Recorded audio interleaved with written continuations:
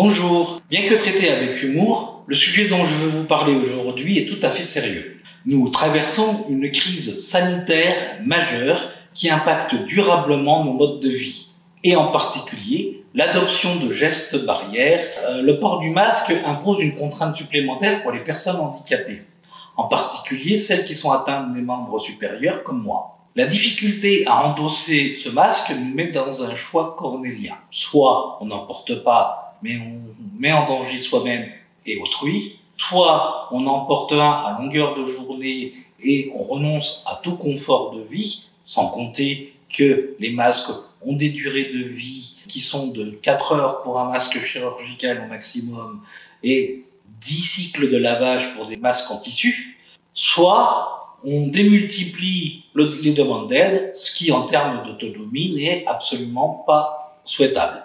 C'est dans ce cadre que l'association VE Culture Inclusion, dont l'une des vocations est la promotion du sport par les personnes à mobilité réduite, propose des adaptations d'aides techniques ou de vêtements pour en faciliter la pratique. Cette association a conçu un masque susceptible de permettre à une personne à mobilité réduite de s'en servir en toute autonomie. Elle m'en a confié un prototype ainsi qu'à d'autres pour pouvoir le tester en conditions réelles. Globalement, comme vous pouvez le voir, il s'agit d'un masque en tissu muni d'une tirette permettant de le baisser, de le remettre en place.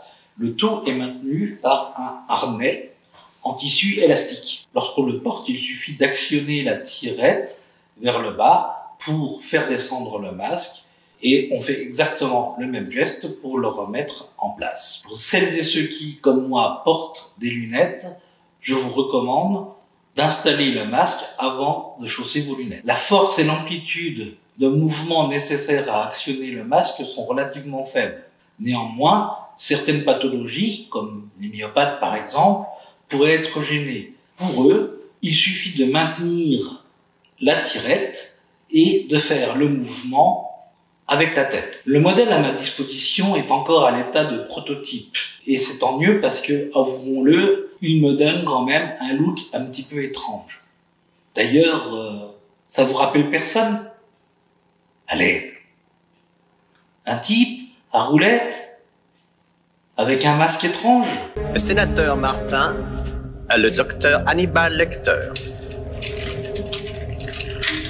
Ce modèle est toujours en développement. Les prochaines versions seront équipées de bandes élastiques beaucoup plus discrètes, quelquefois cachées dans des casquettes, des bonnets, des serre-têtes, et le tout est fabriqué dans des tissus totalement hypoallergéniques. Bref, lorsqu'il sera finalisé, ce modèle sera aux petits oignons.